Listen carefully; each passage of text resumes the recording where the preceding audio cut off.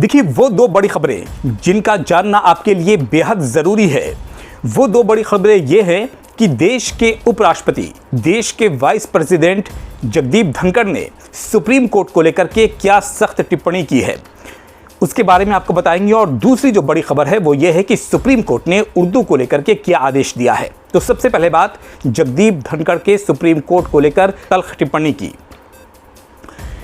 देश के vice president Jagdeep Dhankhar ने कहा है कि आर्टिकल 142 यानी आर्टिकल 142 जो है वो सुप्रीम कोर्ट को न्यूक्लियर मिसाइल बना देता है। दरअसल आर्टिकल 142, आर्टिकल 142 जो है ये सुप्रीम कोर्ट को वो ताकत देता है, वो पावर देता है कि वो न्याय को सुनिश्चित करने के लिए, इंसाफ को कायम करने के लिए वो कोई भी आदेश जारी कर सकता है, वो कोई भी निर्देश दे सकता है, वो कोई भी फैसला ले सकता है। और इसी को लेकर के देश के उपराष्ट्रपति जगदीप धनखड़ ने कहा है कि ये सुप्रीम कोर्ट को न्यूक्लियर मिसाइल बना देता है, यानी न्यूक्लियर मिसाइल की शक्ति दे देता है। बहुत सख्त टिप्पणी है ये सुप्रीम कोर्ट पर, और जगदीप धनखड़ की इस टिप्पणी पर मैं कुछ ज़्यादा नहीं बोलना चाहूँगा, लेकिन आप समझ सकते हैं कि ये टिप्पणी जगदीप धनखड़ ने की है, उनका इशारा किस तरफ था। और दूसरी जो बड़ी और अहम खबर है वो ये है कि सुप्रीम कोर्ट ने उर्दू को लेकर के ये आदेश दिया है कि, और ये फैसला सुनाया है कि उर्दू जो ज़बान है ये बाहरी ज़बान नहीं है, बल्कि इसी भारत में, इसी हिंदुस्तान में उर्दू ज़बान का जन्म हुआ, उर्दू ज़बान फली फूली और उर्दू ज़बान अपने अरूज पर पहुंची। और एक ज़माना वो था जब अदालत की तमाम कार्रवाइयाँ फ़ारसी और उर्दू ज़बान में हुआ करती थी। वो और बात है कि आज उर्दू ज़बानों को मुसलमानों से जोड़ करके इसे ख़त्म करने की कोशिश की जा रही है। और आपको पता है कि उत्तर प्रदेश के मुख्यमंत्री योगी आदित्यनाथ ने उर्दू ज़बान को लेकर के क्या कहा था, जिसकी बहुत ज़्यादा चर्चा भी हुई थी। उन्होंने कहा था कि ये कठमुल्लों की ज़बान है।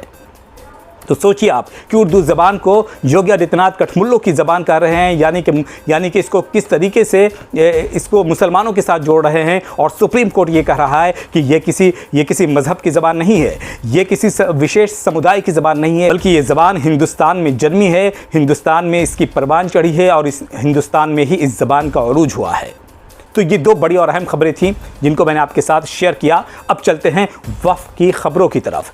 तो देखिए, वक्फ की खबरों में जो सबसे बड़ी और अहम खबर निकलकर सामने आ रही है वो ये है कि वक्फ बाय यूज़र को लेकर के तमाम तरह की चर्चाएं हो रही हैं। तमाम लोग जो हैं वो चर्चा कर रहे हैं वक्फ बाय यूज़र को लेकर के।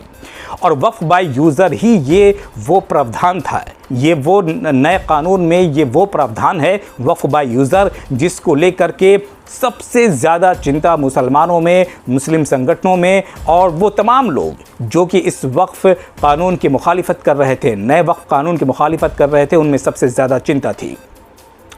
मैंने बड़ी तफसील से आपको और बड़े आसान ज़बान में समझाया है कल की वीडियो में। एक बच्चा भी समझ जाएगा उस वीडियो को देख करके कि वक्फ बाय यूज़र क्या है, जिसको लेकर के तमाम चर्चा हो रही है।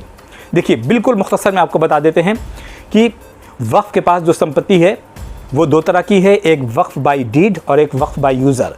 वक्फ बाय डीड वो संपत्ति है जिसके डॉक्यूमेंट्स वक्फ बोर्ड के पास मौजूद हैं, और वक्फ बाय यूज़र वो संपत्ति है जो यूज़ में चली आ रही है, सालों से, दशकों से, 100 साल, 200 साल, 300 साल, 400 साल से यूज़ में चली आ रही है, उसको कहते हैं वक्फ बाय यूज़र। यूज़र मतलब यूज़ में चली आ रही है, और इसके डॉक्यूमेंट्स वक्फ बोर्ड के पास नहीं है। अब जो नया कानून आया है उसमें वक्फ बाय यूज़र का जो प्रावधान था उसको हटा दिया गया, यानी कि जिस संपत्ति के डॉक्यूमेंट्स वक्फ बोर्ड के पास मौजूद नहीं रहेंगे वो वक्फ की संपत्ति के दायरे में नहीं आएगी, वो वक्फ की संपत्ति नहीं कहलाएगी।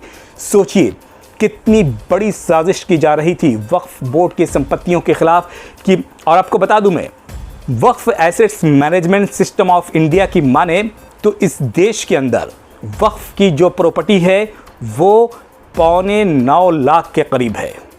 कितनी? 9.25 लाख के करीब जो प्रॉपर्टी है, जो जायदाद हैं, वो पूरे हिंदुस्तान में वक्फ के पास है, जिसकी ज़मीन की अगर नपाई होगी तो वो 38 लाख एकड़ में होगी। कितनी? 38 लाख एकड़ में।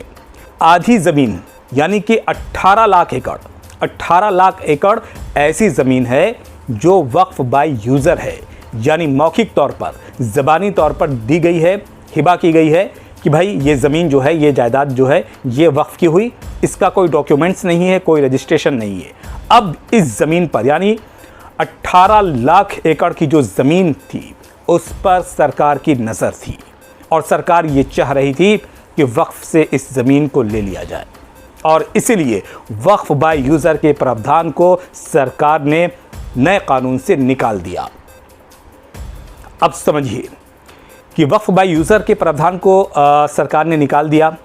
अब वक्फ बोर्ड जो है किसी संपत्ति को लेकर के ये दावा करेगा कि ये संपत्ति जो है ये वक्फ की है, ये दशकों से, सालों से ये हमारे अंडर में चली आ रही थी, हमारे अंतर्गत चली आ रही थी। तो उस ज़िले के डीएम साहब ये फैसला सुनाएंगे कि क्या ये संपत्ति वक्फ की संपत्ति है या नहीं है, और डीएम साहब का जो फैसला होगा वो आखिरी फैसला होगा। अगर किसी संपत्ति पर किसी डिस्ट्रिक्ट मजिस्ट्रेट ने, किसी डीएम ने ये कह दिया कि ये वक्फ की संपत्ति नहीं है, अगर आपको आपत्ति है तो अब सीधे आप हाई कोर्ट जाइए और हाई कोर्ट में जाकर के वहाँ पर कानूनी लड़ाई लड़िए और तब जाकर के वहाँ जो फैसला होगा फिर उसे लागू किया जाएगा। और ये भी समझ लीजिए कि वक्फ बाय यूज़र में जो संपत्तियाँ आती हैं, जिन जायदादों पर डिस्प्यूट है, जो जायदाद जो संपत्ति डिस्प्यूटेड है, वो ऐसी बड़ी बड़ी संपत्तियाँ हैं वक्फ बोर्ड के पास कि आपके होश उड़ जाएंगे जान करके। तो पूरे देश के अंदर 156 ऐसी जायदाद हैं, ऐसी संपत्तियां हैं जो कि ASI archaeological survey of India और वक्फ बोर्ड के बीच खींचातानी चल रही है। वक्फ बोर्ड ये कहता है कि ये मेरी संपत्ति है, ASI archaeological survey of India ये कहता है कि ये मेरी संपत्ति है और ये डिस्प्यूटेड संपत्तियां हैं। और आप जानकर हैरान हो जाएंगे कि इन संपत्तियों में देश की बड़ी बड़ी संपत्तियां हैं और इसकी जो लिस्ट है वो काफ़ी लंबी है, लेकिन यहाँ पर मैं कुछ आपको जिक्र कर दूं कि वो संपत्तियां, वो जायदादें कौन कौन सी हैं जो कि डिस्प्यूटेड हैं और जो ASI और वक्फ बोर्ड के बीच में जिसको लेकर के खींचातानी चल रही है। देखिए, दिल्ली का जो पुराना लाल किला है ये भी डिस्प्यूटेड संपत्ति है और ASI दावा करता है कि ये मेरी संपत्ति है, जबकि इसके मालिकाना हक को लेकर के वक्फ बोर्ड ये कहता है कि ये मेरी संपत्ति है। उसी तरीके से अगर बात कर ली जाए तो मोती मस्जिद भी डिस्प्यूटेड संपत्ति है और इस पर भी ASI का दावा है कि ये मेरी संपत्ति है। उग्रसेन की बावली आपने देखी होगी, अगर आपने वो मूवी देखी होगी आमिर खान की पीके के अंदर जो है उग्रसेन की बावली दिखाई गई है। कितनी बड़ी बावली है और कितनी बड़ी संपत्ति है। उस संपत्ति पर भी ASI का दावा है मालिकाना हक को लेकर के, जबकि वक्फ बोर्ड ये कहता है कि ये वक्फ की संपत्ति है। उसी तरीके से हुमायूं का मकबरा हो गया, आपको महाराष्ट्र में औरंगज़ेब की कब्र हो गई, फ़तेहखेड़ा मस्जिद जैसी ऐतिहासिक जो इमारतें हैं उस पर ASI का दावा है और एक तरफ वक्फ बोर्ड का दावा है। तो इस तरीके की जो देश के अंदर जायदादें हैं जो कि डिस्प्यूटेड संपत्तियां हैं, वो सीधे नए कानून के तहत वक्फ बोर्ड के दायरे से निकल जाएगी और सीधे या तो सरकार के खाते में चली जाएगी या ASI archaeological survey of India के अंतर्गत चली जाएगी। और सरकार की यही मंशा थी, इसी मंशा के तहत नए कानून को लाया गया था कि वक्फ बोर्ड की एक बड़ी प्रॉपर्टी जो है, या ये कहिए कि आधी जो प्रॉपर्टी है उसे ले लिया जाए, उसे हड़प लिया जाए। इस साजिश के तहत नए वक्फ कानून को लाया गया था, लेकिन सुप्रीम कोर्ट ने समझ लिया। सुप्रीम कोर्ट ने सरकार की मंशा, उसके नियत और नीति को समझ लिया और जिस तरीके से सुप्रीम कोर्ट का रुख अब तक कर रहा है और जिस तरीके से सरकार से जवाब मांगा है और जिस तरीके से अंतरिम राहत दी गई है, ये माना जा रहा है कि फैसला नए वक्फ कानून की मुखालिफत करने वालों के हक़ में आएगा।